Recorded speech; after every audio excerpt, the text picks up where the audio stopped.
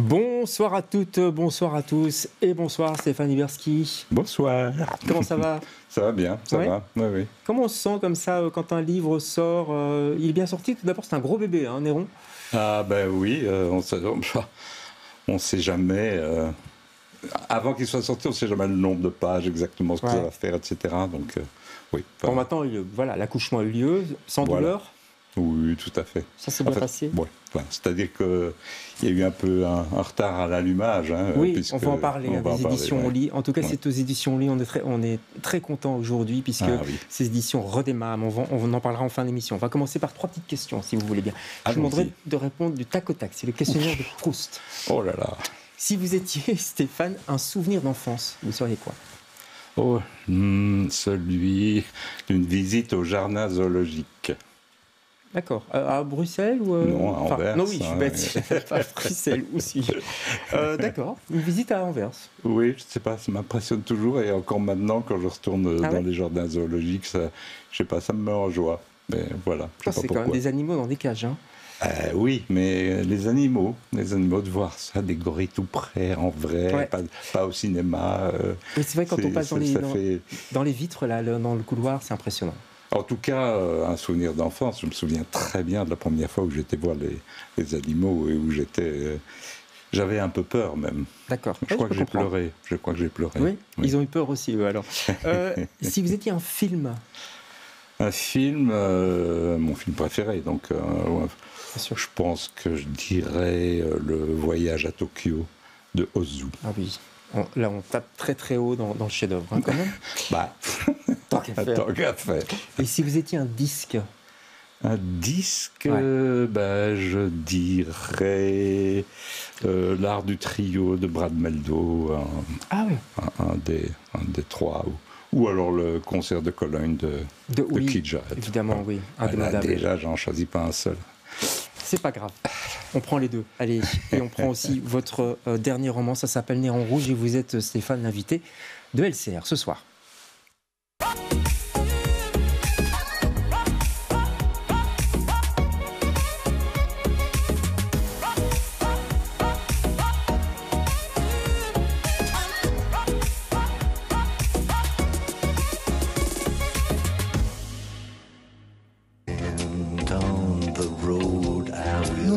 Non riesco a capire, sarò malato, ma io amo questo ponte. Ci devo passare almeno 2 volte al giorno.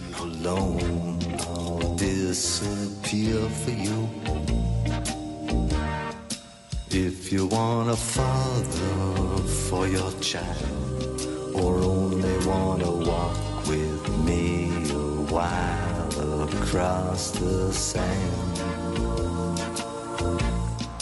I'm your man. If you want a lover, I'll do anything that you ask. No, sai cosa stavo pensando? Io stavo pensando una cosa molto triste, cioè che io, anche in una società più decente di questa, mi ritroverò sempre con una minoranza di persone, ma non nel senso di quei film dove c'è un uomo e una donna che si odiano, si sbranano su un'isola deserta perché il regista non crede nelle persone. Io credo nelle persone, però non credo nella maggioranza delle persone. Mi sa che mi troverò sempre a mio agio e d'accordo con una minoranza. Vabbè. Ah ouais. E qui. Je vois votre sourire. Donc c'est Caro Diaro de Nanni Moretti. Je m'empresse de dire qu'il va mieux. Il est sorti de l'hôpital avant-hier. Il est crise cardiaque et ça va mieux. Mais moi, ça me fait penser à Néron parce que il est décalé, il est un peu emmerdeur, il se mêle de tout. En plus, bon, vous aimez Rome, hein, donc c'est pour ça que j'ai pris cet extrait-là. Vous ne trouvez pas qu'il y a ça pourrait être son cousin italien, non? J'y ai pas pensé, mais maintenant que vous le dites, oui, pourquoi pas. Et puis pour moi, c'est très flatteur, évidemment. Nanni Moretti, j'adore Rome, j'adore ce film. Et c'est un journal. Et c'est un journal en plus. Parce que ça aurait pu être le titre aussi de votre livre. En effet, oui, c'est un journal. C'est un roman sous forme de journal. Ouais. Pourquoi ce choix-là d'ailleurs? Et de temps en temps, vous glissez des interviews. Mais pourquoi ce choix-là, ce choix narratif-là du journal? Ça s'est un peu imposé à moi parce que j'aime assez bien les fragments, les formes, un peu comme mes inscriptions de Skutner ou j'aime assez bien ça. Ouais. Et donc j'avais c'était pas évident au début. J'avais comme des petits extraits, et puis ça faisait trop de chapitres, et puis bon, il y a tout de même une histoire qui circule à travers le roman. On avance dans le temps. Je trouvais que c'était une forme qui convenait à cette histoire et à cette auto-réflexivité de quelqu'un qui s'interroge et qui se trompe souvent sur la réaction qu'ont les gens, etc. Et ça le rend attachant, parce que comme c'est un journal, c'est forcément intime, et on rentre dans son intimité, il y a quelque chose dont on a envie de savoir, et on tourne les pages parce qu'on veut avancer dans le temps aussi, voir comment il évolue, ce gentil loser. Ça vous vexe pas si je dis ça? J'ai l'impression que c'est un peu ça. Oui, tout à fait. Il est gentil, gentil. Oui.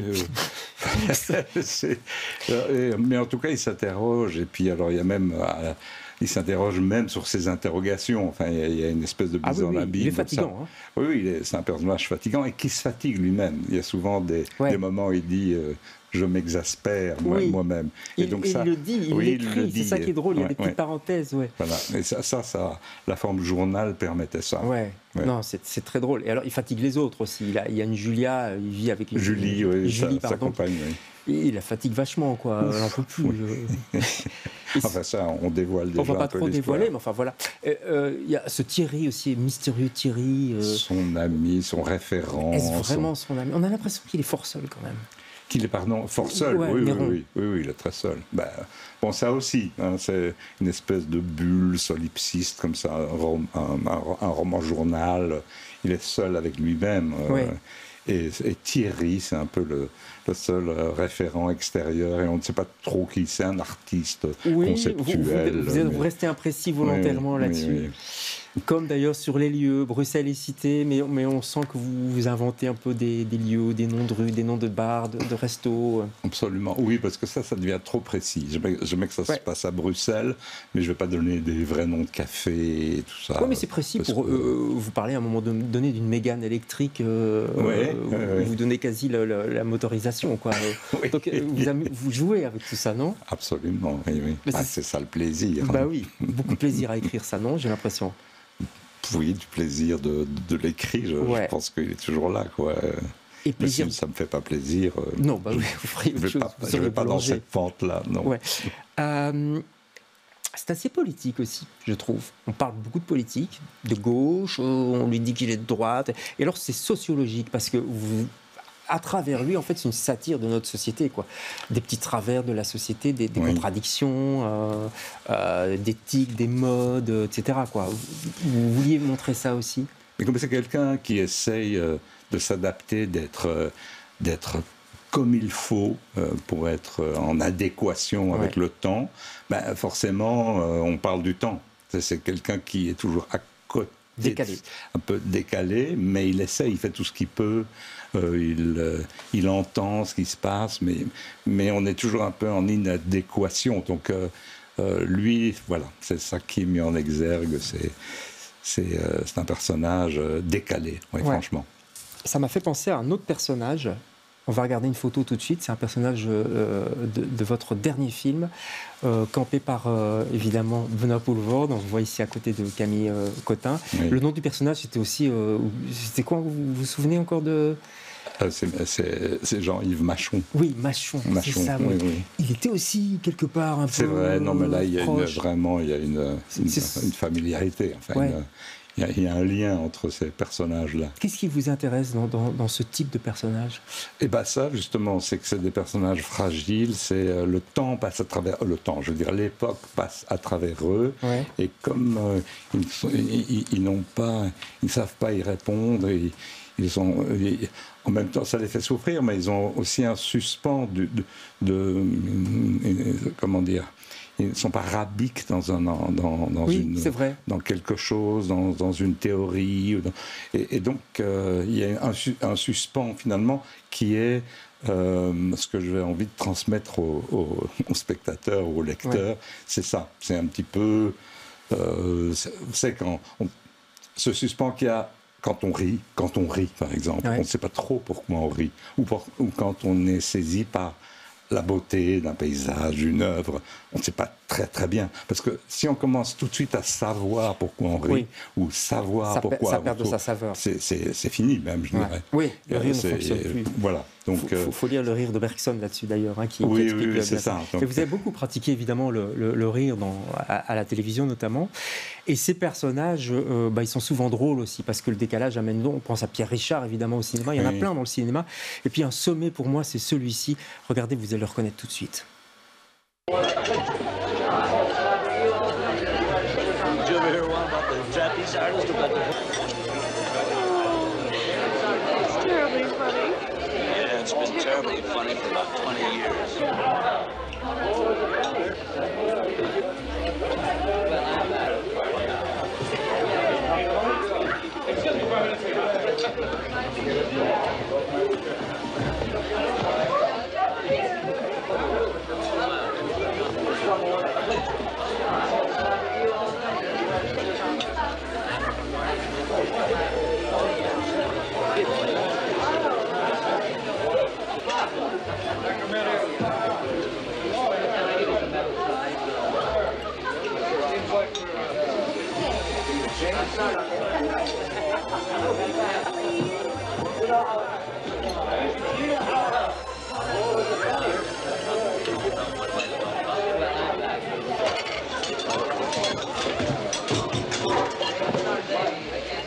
Et Bardaf, évidemment, tout le monde tombe par terre. Vous l'aviez vu, ce film. Sûr, votre personnage me fait... Allez, bon là, c'est exagéré un peu, mais c'est aussi quelqu'un de décalé complètement. Par rapport à la société qui l'entoure. Oui, enfin, je me dis, Peter Sellers, là, c'est vraiment un tel génie. Il faut penser à Dr. Folamour et tous ces films-là. Là, c'était The Party. Si vous n'avez pas vu ce film, précipitez-vous. C'est en DVD partout. Enfin, il y a moyen de le trouver très facilement maintenant. Ça date de 68. Très rapidement, un mot sur On Lit, parce que vous avez édité chez On Lit. Oui. Et on salue Pierre de Meulenard, votre éditeur. Ça y est, c'est reparti. Alors, c'est aujourd'hui. Eh ben oui, ça c'est une merveilleuse nouvelle aussi. Hein. Ça s'était arrêté il y a 2 ans. En 2 ans maintenant, oui. Ouais. Donc c'est un éditeur avec qui j'ai déjà travaillé. J'ai fait 2 livres chez lui. Ça c'était le 3e qui devait sortir. Donc il y a eu un petit temps. Et puis magnifique, il a retrouvé une manière de pouvoir refaire son métier. Et je crois de manière beaucoup plus agréable pour lui. Et j'espère que ça va marcher parce que c'est un merveilleux éditeur. Quand ça s'est arrêté, moi j'étais très triste parce que je me disais, pour une fois que j'en ai un avec qui je m'entends super bien. Et ils sont rares, les vrais éditeurs. Pierre de Meulenard, on le salue et on lui souhaite bonne chance. Il s'est associé avec le groupe Émotion. Émotion, si je ne m'abuse. Ex-Pias, Émotion maintenant. En tout cas, merveilleux livre aussi, Néron Rouge, précipitez-vous, Stéphane Iberski, c'est chez donc On Lit. Merci beaucoup Stéphane. Merci. On se retrouve nous demain avec d'autres invités. Bonsoir.